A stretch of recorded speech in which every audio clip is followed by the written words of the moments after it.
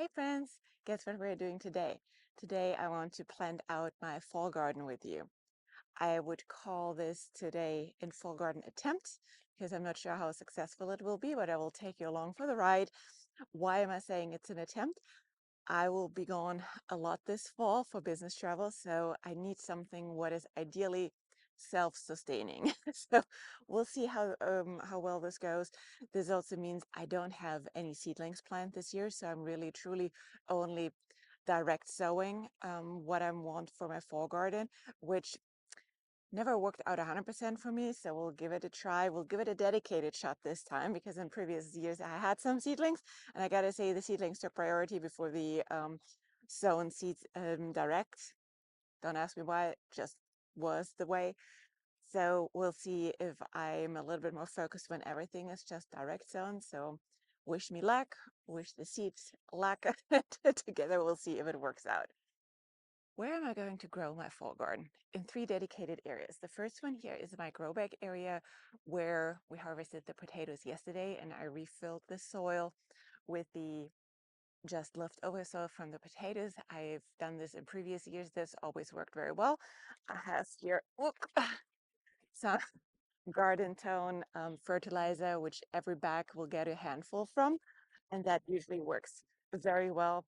Last year, I grew the most prolific carrots here in those grow bags because once you put this soil back in the grow bags, it's really nice and airy and fluffy, everything what the carrots love to grow deep in. So I had some beautiful Thanksgiving carrots last year, so I tried to repeat this year. So most of those grow bags are going to be dedicated carrot bags moving forward. Um, and like a couple of them, some herbs like some dill, some cilantro, and I forgot what else. Maybe some daikon. Daikon usually works out very well direct sown for me in fall as well. So those are the things we'll focus on. I also have some tatsoi, and in the garden we have the skinny Vigo bed where I'm also planting some fall seeds in. We just harvested the last onions out of this yesterday, and that will get some beets, some lettuce, and also some daikon. And then the other side of my brassica bed from spring, which really didn't perform well because of neglect, because of a slew of many things. Bunnies, of course, one of them as well. That gets cleared out and gets a direct shot now as well. So we'll see how it's going to be. The trickiest part with starting a fall garden in the summer is to really have that moisture level which the seeds need to germinate. Some seeds also do not like the heat or the temperature. We're starting to have cooler nights, so I hope this will be still fine. And like last year, around the time, for example, for my carrot seeds, they just germinated beautifully well. I didn't have any trouble with that. It just took a little while and staying on the water like 2 times a day. Like usually I moisten them in the morning and then in the evening again, just so it has a good surface level, moisture level, and then nature took care of the rest. So yeah, let me take you along with that. So here you can see all of those grow bags have been refilled. Some have a little bit of a lower soil level, but that is perfectly fine. Those are sizable bags. Those are all like 7 to 10 gallon bags, so they're really sizable, and you really do not need more soil to grow carrots in it. That's perfectly fine. I also leave them here until they're germinated because it just makes the watering for me easier because I have the watering wand like literally like right behind me, just a little bit easier than squeezing through there between the blueberries and watering them from there. But just a little teeny tiny help here to get the moisture level they need to germinate properly. So as mentioned, I use my trusty garden tone from Espoma to give it a good level of additional feed as the soil was used already once for the potatoes. But again, like that has worked very well for me the past years. So just open the back here. Ooh, that smell. Ooh, okay. And then literally like one hand of it per back on the top. I would just brush it a little bit in And that usually distributes down with the water over time, so that's perfectly fine. Again, Ospoma is in fertilizer, which is organic, so it's a slow release fertilizer, so it won't burn any seedlings from the moment they germinate. So that is where I feel very safe with. So I already wrote all the labels inside. That is typically what takes me the longest when I'm starting seeds, to write all the labels. So I typically do that already inside while watching TV or something. So that's just something what will save you a little bit of time. I also counted the grow bags. We have 20 grow bags here, and made sure that I know how many I want to put in those. I will see that I'll put the carrots in the taller ones and the lettuce and the herbs into the more shallow ones. Although they're so big, I don't think it makes a difference, but just in case, right? So I'll just give everyone its label. Just put those seeds already in here.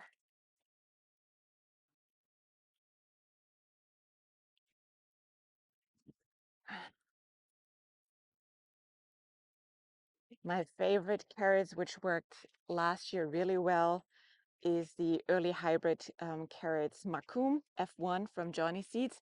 So I'll have 6 bags with those ones. Those were glorious. So for the carrots, they can be sown quite close together, like 2.5 inches or so in between. Let me actually check. Thin seedlings to, yeah, 3/4 an inch to 2 inches apart. So they can be really, really close by each other. So for that reason, I will sow them really, really nice next to each other. What I also always get is pelleted carrot seeds. Yes, they are a little bit more expensive, but they are so much more easy to sow this way. And they also don't fly that easily away or get washed off with the water. So, and they want to be at 1/4 inch to 1/2 inch deep. So I'll just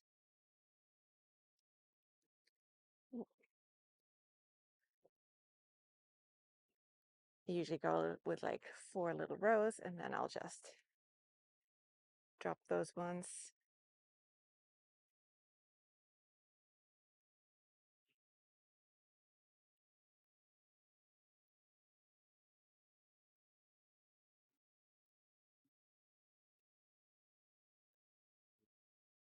As they are pelleted and easy to see, I try to be not so wasteful and sow them meaningfully. Again, I don't have much time this fall, so I try to avoid anything what needs more time, like thinning or so. And yeah, and then just brush them over. They're covered, pet them a little bit. And off you go. The next one. So everything is planted or seeded, and now the most important thing is watering it in well. So next one up is this little bed. As you remember, I had here my massive, massive onion success in this bed, which is really nice. I still have some weeds in here. Oh, one little one I missed. So this bed is a rather skinny one. This is like, what is it, 1.5 feet. So we'll have some daikon radish in the middle, flanked by some beets, and at the corners, some lettuce. So that's the plan for this bed. This as well gets amended with garden tone first, and then I'll just seed this quickly, and we're on to the last one. Always make sure you get the weeds out before you start fertilizing, because we don't want to fertilize weeds. Yeah. Now look at that beautiful marigold here having its time of its life. This is the daikon Miyashika or Miyashika. I think it's a Japanese one, but I love that one. I grew this one before. It's delicious and it grows massive. So let's hope we're lucky with that one. They have, like normal radish seeds, rather sizable seeds. So They are fairly easy to space out nice. Have them just slightly skinnier space just in case for poor germination. But that one said it's still 98% germination rate on those ones, so should be good. I will cover those ones and wish them good luck. And then I have some beets and some tatsoi. So I'll have some beets here in the middle. We're not a big household for beets. I'm usually the only one who eats it, or every once in a while I can snack in some roasted beets with the family, but they are not the biggest beet lovers, and I learned my lesson a long time to just grow what gets eaten here. Otherwise, I'm heartbroken. So we'll stick with the things I know which gets eaten. So just a little bit of beets. Oh yeah, and that's the last anyway. So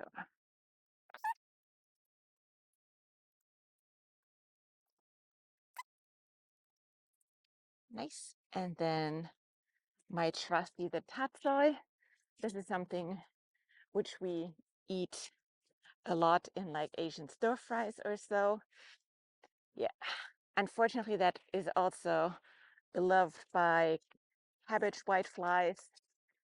So the cabbage moth loves those ones too, which is a bummer. So those needs to be covered or sprayed with BT every once in a while. But when they grow and they're happy growing, they look gorgeous and taste delicious.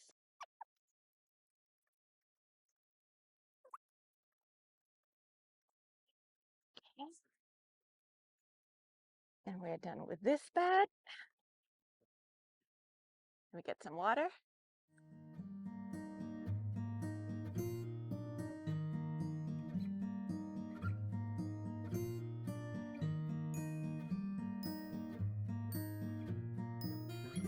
So on to the last one.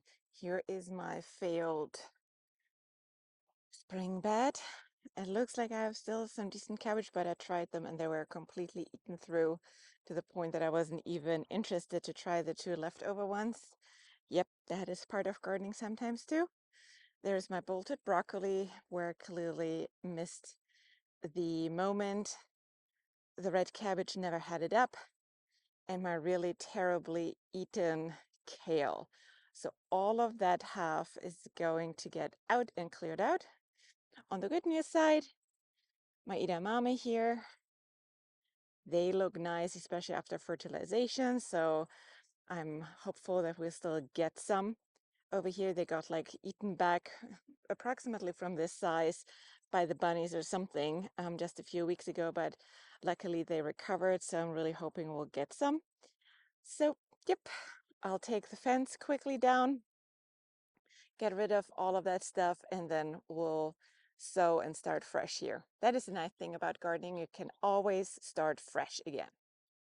All the bunnies are getting excited seeing me, the fence taken off here. But we'll put it right back in. Nothing is more satisfying than a fresh start, right? So I'll put some fertilizer down here as well, and then we'll just seed out and wish them all good luck.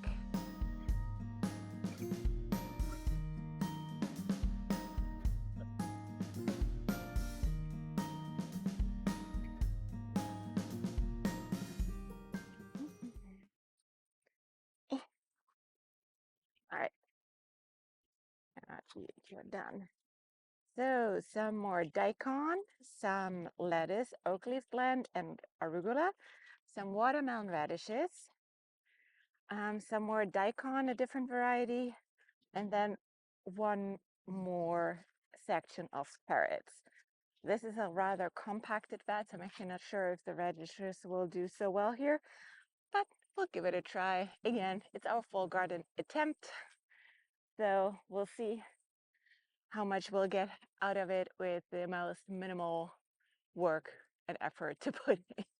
That is at the time of the year when it comes to gardening, the maximum I'll do. It's, yeah, starting August, I feel like I want to enjoy what I have and not put too much more effort in except for harvesting, preserving, and enjoying my flowers, I gotta say.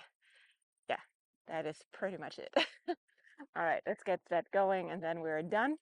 And that will be truly the last planting for um, this year, to harvest this year. The very last thing will be the garlic again for next year though, but we do that together in end of October. So, but yeah, let's see what we get out of it.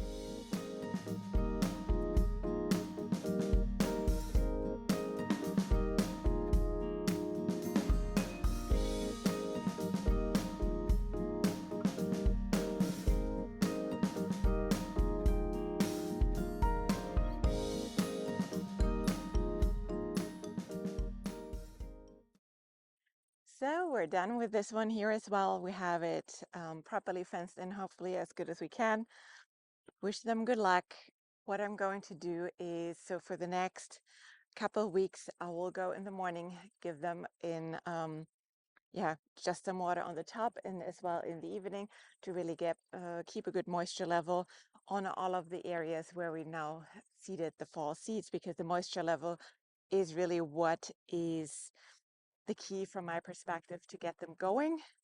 We don't have that hot temperatures anymore, so I hope they'll be fine, even though they're cool weather crops, to at least germinate. And yeah, Mother Nature will take it from there. And yeah, we'll see if the low effort fall garden attempt will work out. I'll certainly will keep you in the loop. And yeah, you'll see the progress or not the progress in the next garden tour in a few weeks. So wish them luck. And yeah, let me know if you have any questions, put them into the comments or subscribe and watch another video. Thank you.